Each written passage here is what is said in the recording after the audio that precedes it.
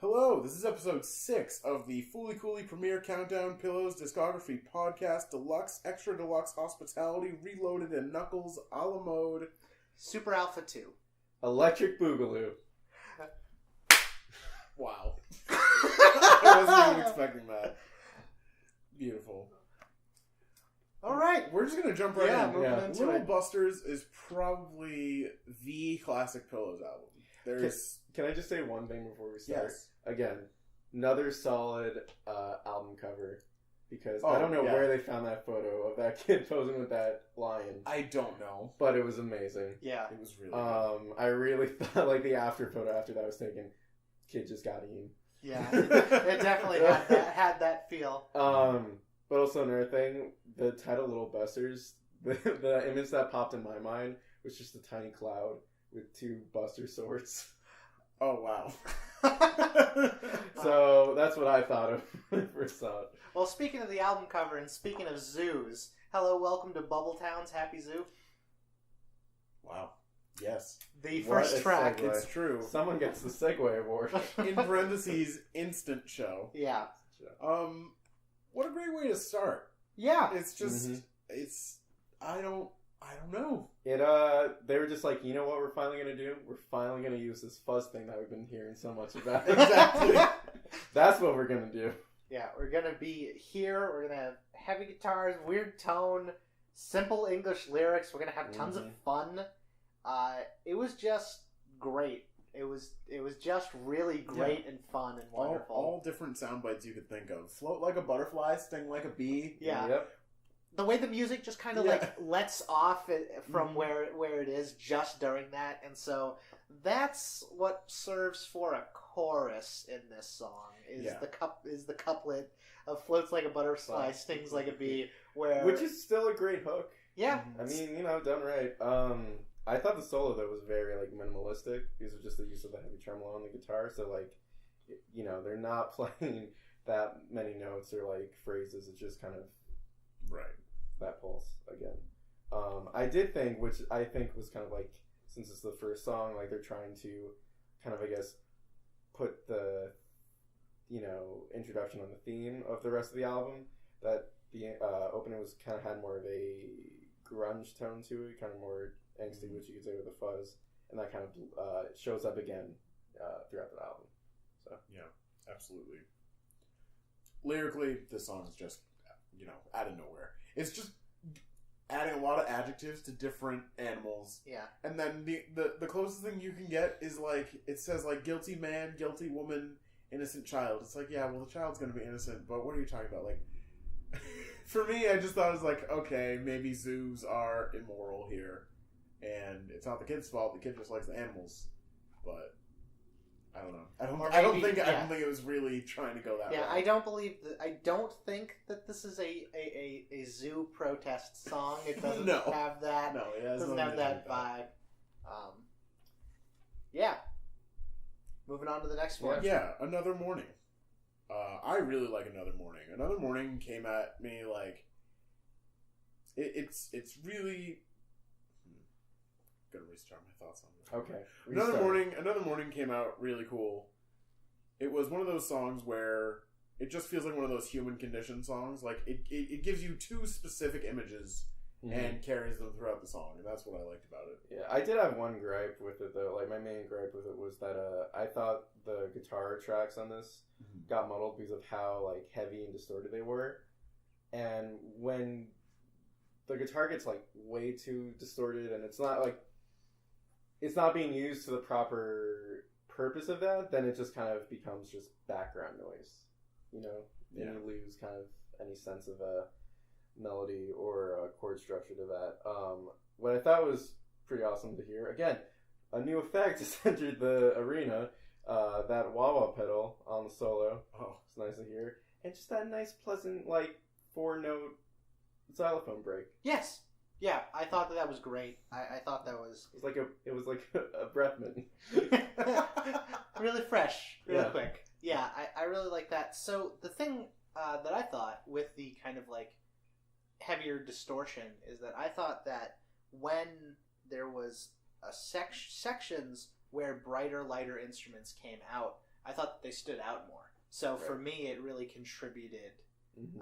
in that way. This was a song that I was I was reading the lyrics, I was listening to it, and I was taking notes so I'd remember. And it was one of the first ones that I really got to the end and realized that I needed to drag back because I just didn't. There was enough going on for me that I didn't get it all the first time. I definitely had to go back. Yeah, it's definitely one that you can keep listening to and finding new things.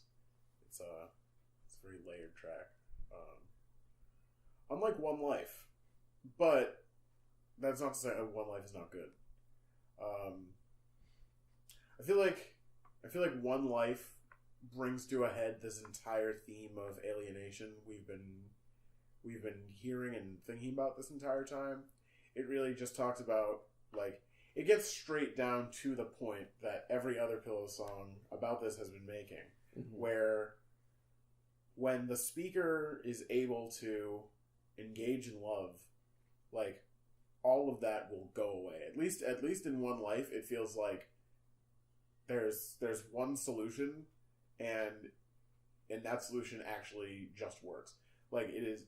How do I describe this?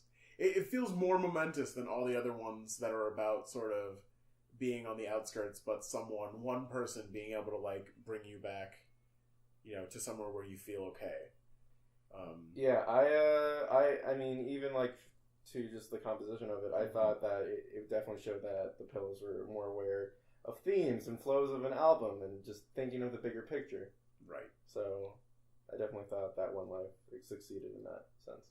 Yeah, I think that this one had better lyrics for this type of song. They're a little they're talking about things just that one level less direct that allows them to have a little bit more interesting lyrics that allow them to kind of push the themes further. I thought that this was probably my weakest on the album so far, but it was still pretty good. Also, more of the songs end. Immediately Yes. a difference is that Yes. the songs are ending. These songs are ending. They are ending, and they are not fading out. They have Mhm. decided to write an end to their songs so that there is an impact on the end of it. And that's something that I took note of with this track. I think we're developing a subplot here that we should really get into some more about. George, tell us your gripes with fade outs. I just like it when songs have an impact. I like it when songs have an impact and an end. Overall, I think that some things can use a fade out, but frequently they can take away what could have been a good last moment. A resolve. Okay. Yeah. Which I totally see your point. I do think that the main purpose of a fade out is when you're already in a song or a progression that just has a sense that it can keep going. Right. And I get that. I get that in places, because there's places where I think that it works, and there's places where I think that it just kind of I feel like because fade outs are okay and are used in music, they are sometimes chosen as the lazy option. Yep. Yeah, I can definitely see that too. Where are we in the even song? now. We just fade it out. Yeah, we just keep doing those couple chords, and then we'll just make our volume go lower and lower and lower. And there's also been some songs that I really like, or versions of songs that I really like, that have really long, drawn-out fade-outs that kind of ruin it. The demo version of Billy Joel's River of Dreams is intrinsically better than the album version, except it doesn't end. It has a 30 to 45 second fade out, where it just where it just That's it's so kind long. it's literally the group of people on the River of Dreams going off into the distance, but it does not land at all. God. So I've experienced some pretty bad fade outs in my day that kind of make me really fine tuned for when it's being used as a lazy measure as opposed to a purposeful one. Fade out killed my sensei. I was only the rat in my sensei's cage. Oh my god. Despite all my rage, That House. All right. That's our next song. Yeah, I don't know. For some reason, I got a Weezer sound to this song. I don't know why. No, I kind of see it though. Yeah? Yeah. Okay. I'm just glad I'm not alone with that. And I also thought that the harmonies were definitely strong. Added some space to the song in general. So. Yeah. I see what you mean about the Weezer vibe, but like what where like what connection to Weezer? I think solely on the guitar, yeah. because they like to paint this picture of we're kind of pretending to be a stereotypical rock band, but we're kind of like trying to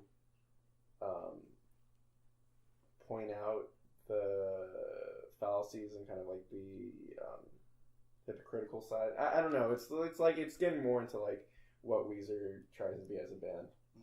So it felt like. Do you mean it felt like it was reflecting some of the like cynicism of the type of song, basically, like how easily it can be just produced? Okay, I kind of get that.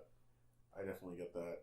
Yeah, and I think because of that, because I didn't put that together, the song did not leave that big of an impression. That's why I didn't love it that much. Right. So that's why I get what you mean about Weezer, but the what you know about what Weezer is doing, like, is probably not what Phillips are trying to do there. They probably just I know. made a dud. Right? No, I get what you're. I totally get what you're saying, because it didn't really hit me much of that either. Mm-hmm. Yeah, this one just kind of like it's another like.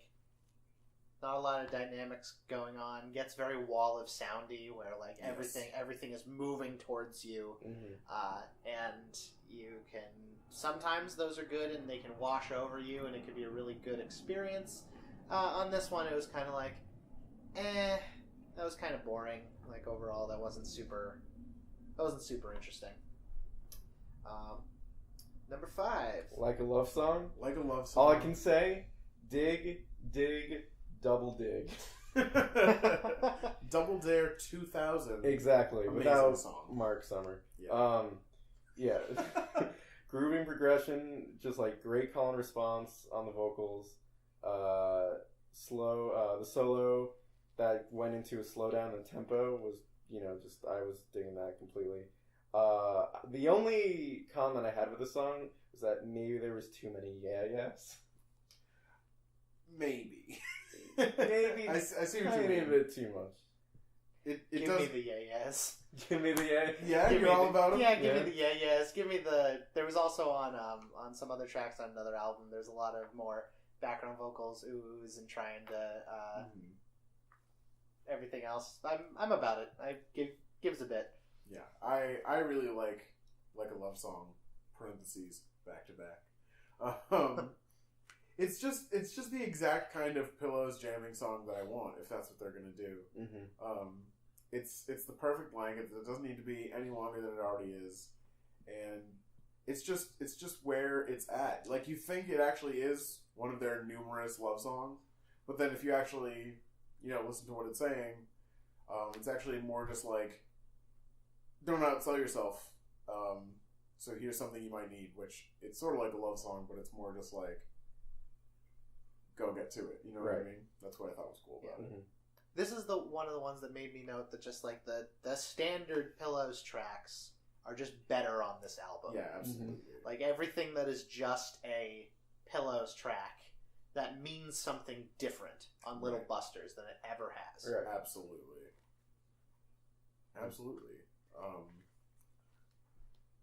Now, does that hold up for Nowhere? So Nowhere, I have to say, was just that they weren't even trying to like mess like, oh, we're being slightly influenced by like the grunge wave. It's like, we're jump ship. We're just fully grunge now. And you're gonna have to accept this. But except for the chorus, though. Yep. The chorus was like, still kind of carries. Yeah. But the rest of the song was just, here we are.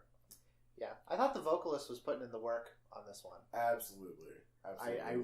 It's where the singing gets, it's right up there, and it does not stop. Yeah. I thought that was really good. I thought that there was some low guitar riffs moving into the chorus that I really liked. So yeah, and there was a little bit of like the this one does a good job of like there are shades of sadness in the musicality. There's like kind of like shades of minor key stuff and just like giving you more somber vibes, but it's not like the whole song. The whole song is more of that grungy thing, and that was something that I liked about it. I like that too, like the entire aesthetic, because to me it kind of felt like, because like I actually ended up having to read these lyrics completely silently for a moment without listening to the song. Then I went back and kind of did the whole thing. But just reading it just as like, I don't know, like a poem or something similar to that, it gave me this like sort of emotional roller coaster of I didn't know if it was trying to be positive or negative, because it really is. It really feels like another like very depressive song, because it's sort of like, I don't want anything and that's okay, but I don't even want peace, and is that okay? And it's probably not. But that's what makes me like it so much, because of the two different ways it's sort of showing that. Hybrid Rainbow. We finally got to a song that I recognize. Yes. We finally so I have had some experience listening to The Pillows, but everything up to this track was new to me. I have not heard them before. Ooh. So can I quickly dive into my thoughts on Hybrid Rainbow? Oh yeah. My main thing was like, all right, so we're mellowing it out now. There's some overlapping guitars with a straight beat on the drums. Nothing too crazy. And then I heard those few moments when the singer's vocals strained a bit, and you could hear it in the back of his voice. And I was like, oh, and there's the grunge peeking back in. Yep, absolutely. It really, right at the end there, it just makes it much more powerful. Yeah. But actually, something George just said reminds me. Actually, one of these tracks on this album is in Fooly Cooly that we've already listed before. If you know what it is, comment that you called it. But if not, we're going to find out right now. One Life is actually at the very beginning of Fooly Cooly, before the first scene fades out, when Mamimi is just like laying on top of it and it's zooming out. Yeah. Those like the last like 30 seconds of that scene has that song playing in it. All right. Look at that. That's like a deep reference there, but yeah, I definitely did not have that. Yeah, definitely did not have that recall all the way in the back of my cortexes. But yes, Hybrid Rainbow. What's really awesome about it is that it's similar to like a love song in the way of it's not trying to express that complex of an idea. It's got the one idea, and it's going to carry that as emotionally. As strongly in the emotion, per se, as possible.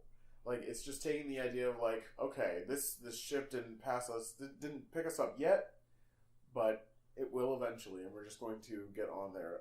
It's a very simple interpretation, in my opinion, but it just feels like the ship is sort of, like, success in a way, like, taking, like, kind of like stardom almost, or something like that, and, like, we'll get there at some point, but I'm just gonna play my heart out until then. Yeah, that's what's really cool about it. Yeah, I definitely got an extra appreciation out of the song because I haven't looked at the lyrics before. So this kind of opened a couple new doors to enjoyment for me because I really dug it in the idea of the hybrid rainbow. Mm-hmm. Yeah. All right. So the next song is possibly one of my favorite songs in general in the world, and it's Blues Drive Monster. There's just so much to say about this track. It's telling one story about someone who's mad that they don't have this person who can come and just ruin everything. Like it's a very angsty song, but that is why I like it. It feels really edgy that they want just like everything wiped out at this point. Like, we've spent so long alienating ourselves, but we haven't stopped to think about how we ended up alienated in the first place and why. And that's why this song like works so well, because it's just sort of retaliating against everything that has been internalized, I think, by all these lyrics. And Blues Drive Monster, something that I thought was interesting about it was I thought it may have also been like a song about how where the inspiration for the pillows comes from, where they may have seen someone who was doing these things, who was kind of like tearing down like the melancholy aspect of their world almost. But the only reason I thought that, I think I may sneeze. Probably gonna hold it. No, I don't know. Yeah. All right, I'll quickly. Oh. So. Oh well. So the thing about Blues Drive Monster is that isn't there some type of synthesizer or something that is a brand? It's like Blues Driver. It's a Blues Driver. Well, and it's a little box machine with yeah. I mean, knobs. it's what you're describing as an effects pedal. I am. And, I'm so knowledgeable about music, guys. And yeah, Shem, you missed your chance to call Nico a plebe. a plebe. Oh. No, because trust me, like musicians that get very like gear heavy, like shop talk. It's just that very like superiority complex thing, which like I don't like trying to like jump into, especially with like music now, because so many people that are like, oh, you know, talking about music, like I know it. Anyway, yeah, Blues Driver is a type of distortion pedal made by Boss, which is like one of the heavy hitter effects companies out there. Oh, okay. So that's why when I saw Blues Drive Monster, I was thinking of something completely different. Well, maybe not something too off what I heard, because I was really happy to hear that fade in with the feedback guitars, as well as just like solid drum fills. I did think that at one point they were using tremolo to kind of make this like chaotic tone at the very end, which was interesting to hear mixed in with everything. I just thought it was a solid song altogether. I was imagining, though, I guess maybe a bit more of like a rockabilly tone when I first saw the track title. Oh, yeah, no, that makes sense, because it's like blues, and it's like, why is it that? Mm-hmm. Yeah, so that kind of builds on my theory then, because, like, it's either that or it's one of those, like, Scott Pilgrim monsters that comes out of the amps. I love you know that. What I mean? So that's that whole sequence of, him stomping down on this green fuzz pedal and to release the Yeti. Yeah, and then at one point you see in his eyes, at least in the movie, his eyes turn green. Yeah. Oh, I love that. It's so good. Yeah. But yeah, the other thing I was thinking about was maybe this was someone, like, whoever Blues Drive Monster is, it was someone who, like, they really respected and, like, thought that that's what music could do, so that's why they wanted to do it. Okay. But absolutely great song. Mm-hmm. Yeah, the song is super great. Has a great fucking ending. There's that like wavery effect. While the big fucking guitar chords are playing, and there's like the spaceship part, like like all that. Great. Little bit of weirdness. Love it. Absolutely. So yes, Patricia. Oh yes, Patricia. Let me tell you something about Patricia. Uh-oh, what? The moment I heard those first couple notes, I was like, well, here we go. Just a nice, simple, blue-collar song, straight from Texas. Those guitars are working 9 to 5. What? They're working 9 to 5? What do you mean? It was just very honky-tonk driven, and I don't know. I thought it was like one step back, because as we've like learned from the you know what? Thinking about the intro, I totally get it now. They, they were kind of dipping back to their old habits of just like, we're gonna do a full, not so much a cover, but basically like, this is the type of music that we're being inspired by. Oh, I see what you mean. Clear cut. So yeah. I liked it just because it was a relationship song. It was a relationship song that was way more like relaxed than all these other like love songs. You know, This was more just about like, we're just gonna do what we want and laugh, and you think you look like Patricia, but really you're just being this like impudent woman who I love. I don't understand. I didn't fully get that. I don't think impudence was the right word. Right. But it was good. It felt like a breath of fresh air when it comes to how we're relating to women we love in these songs, basically. Yeah, I really like this one. Just felt like it felt like the song with the guitar and the lyrics and everything. The song was walking down the street telling me about a confident woman. Yeah. In its life, and I liked that. I liked the hook. I loved the melody. I liked the breakdown, the outro, and I had a little bit of a thing near the outro where I got to play the game of Fade or Not, and it didn't fade. It's true. It was an ending. Yep. So you say that it was a nice break with Patricia. I thought the break came with Black Sheep because that was like, I'm pretty sure up to this point, that was her first just voice and acoustic guitar. Yes. And that's it. Yeah, you're absolutely right. And to do that, especially like so close to the end, is a very bold move to do. Because you're giving all this space to just one guitar and the vocals. And I just thought it was really strong. And you definitely saw the maturity in the singer's voice and just how bare bones it was. And how much it kind of just stood by itself. Yeah, absolutely. I think Black Sheep is like, it deserves to be on like the Little Busters album. Just because of how it's just refined. It's like all the themes that we've been hearing throughout all these albums are just being refined. And this one is, like, again, it goes back to that sort of separation, like, literally, like, quite literally Black Sheep. Like, Black Sheep of the whole town. Mm-hmm. Like, I'm never coming back. Yeah. I'll be gone and everyone else will be happier. Yeah, everyone will be happy. It's like, wow. I haven't heard something that edgy since Erased. But this time it actually works. Callbacks. I thought like the best part of this one, because I thought this one was alright, was that like plotting in the background. Mm-hmm.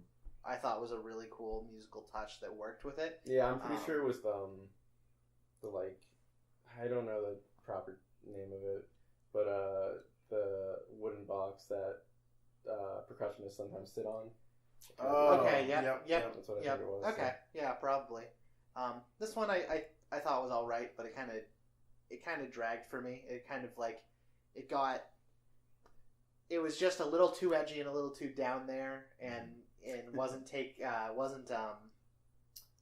doing it in an interesting way for me. Mm-hmm. That's fair. We're at the moment we've all been waiting for. The kids sing of the future. Yeah. Oh my gosh. Little Busters. Just a banger. Just fucking great. That's what it is. What even is there to say? You can't. You just vote A+, just all around. 110%.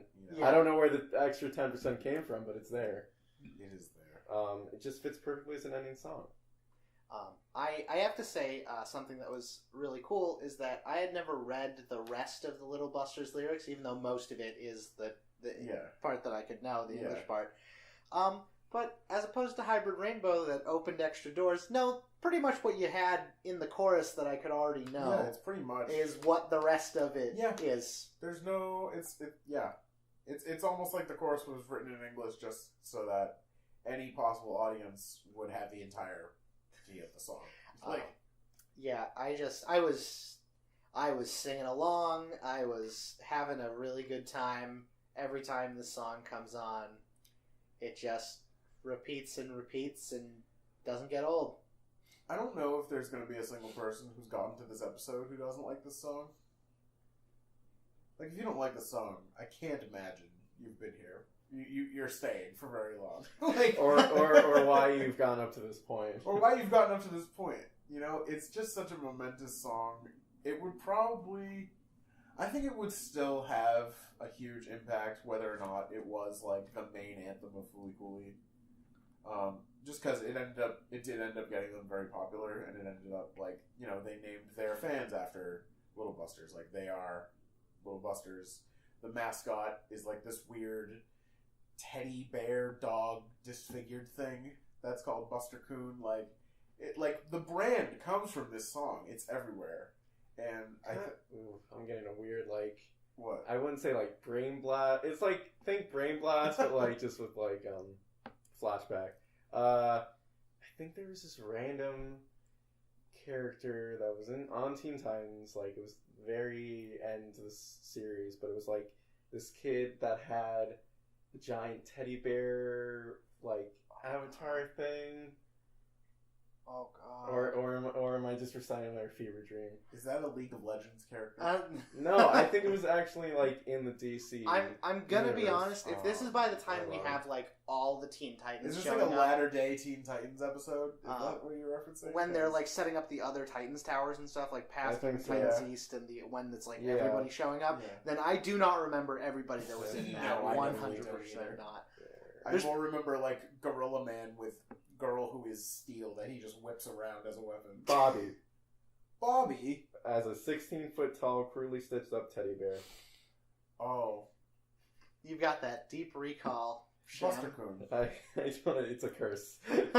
Bobby Coon. I'm telling you, there was a pilot episode of Ned's where Cookies was white.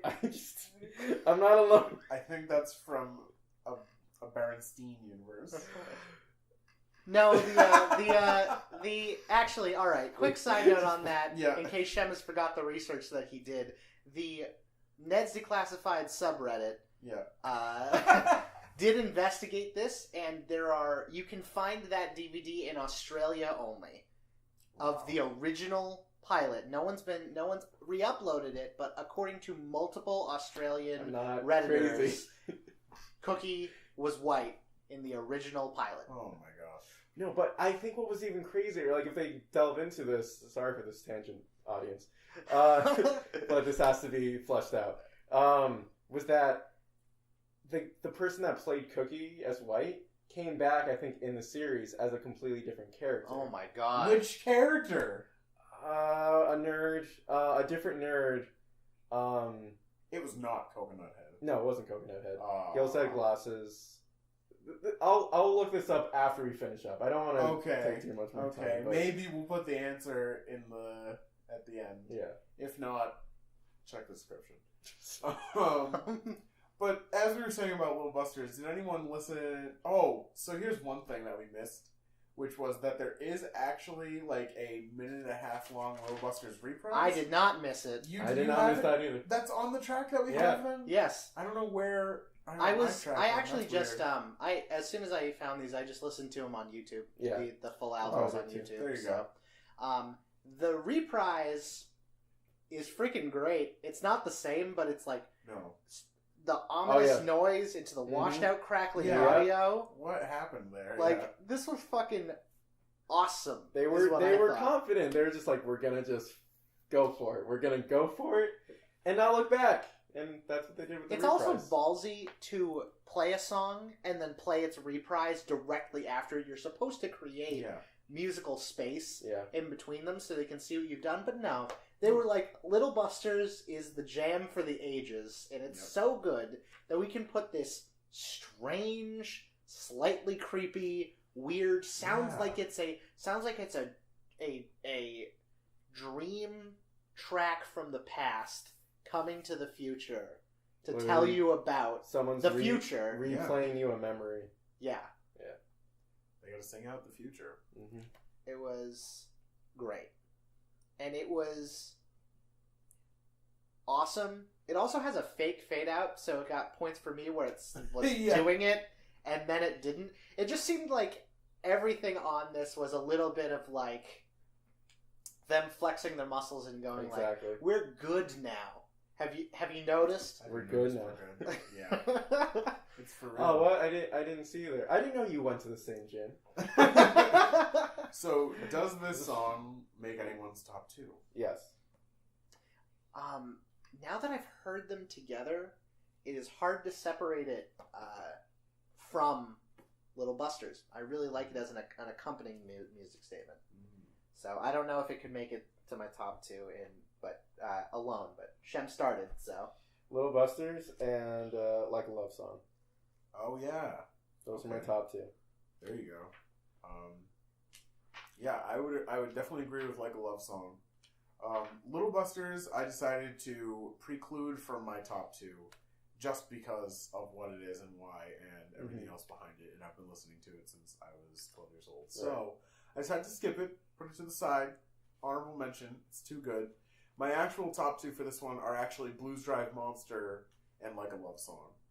Just because Like a Love Song is such a good hook repetitively. Like, it could be 3 hooks. I don't know. It's really good. And then Blues Drive Monster, of course, I've already sung the praises of. But so if I've got to put the tracks as separate, then I will pick Little Busters and Little Busters Reprise. But if I'm given an extra one, I'd put Blues Drive Monster on it. But when I saw the track listing and saw that there was a Little Busters Reprise, I was like, okay. I tend to love reprises of songs because it's usually you just chose something that's really great and now you get to do another version of it that's slightly different. And like not always 100% better, but frequently are. Yeah. But then when I saw them, they were right next to each other. I was immediately worried, and I was like, "All right, what have you got for me, Pillows? What is it?" And then it was this. I was like, "Fuck yes!" Yeah.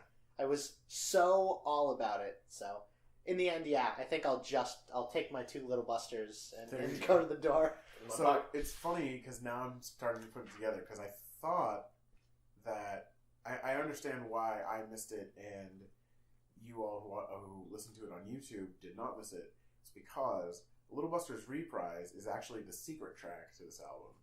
It actually, like, they give space a little, like, there's a silent moment at the end of Little Busters before Little Busters Reprise happens. So now I understand.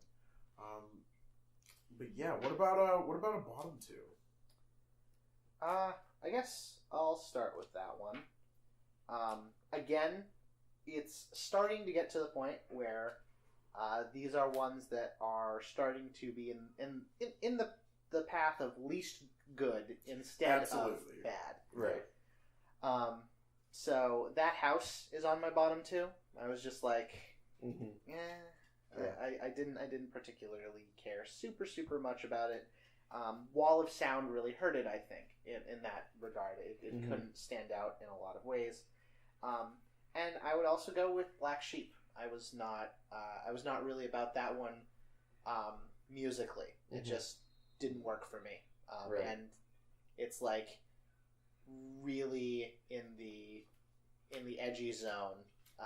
So that doesn't super help it either. Yeah. So my bottom 2 were Another Morning, just because again, like the over distorted guitars like really brought me out of it. It's just like it just like subtracted from the song. And then my other one was Patricia.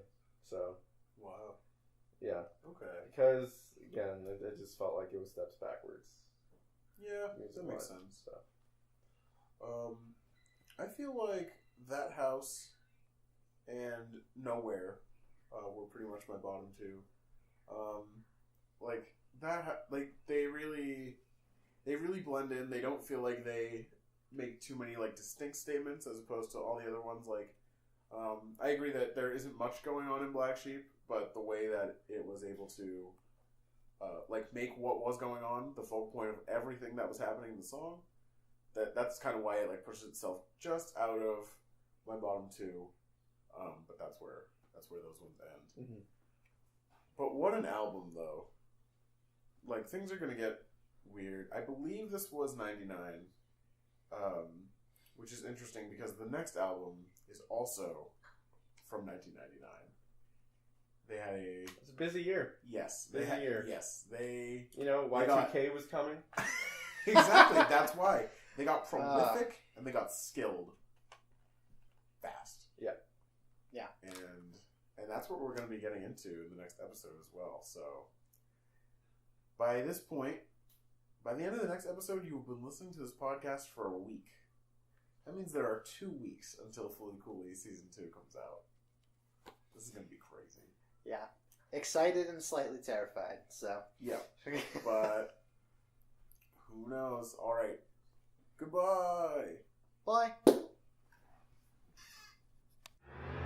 With a kiss of the future, maybe kids don't need the masters, just waiting.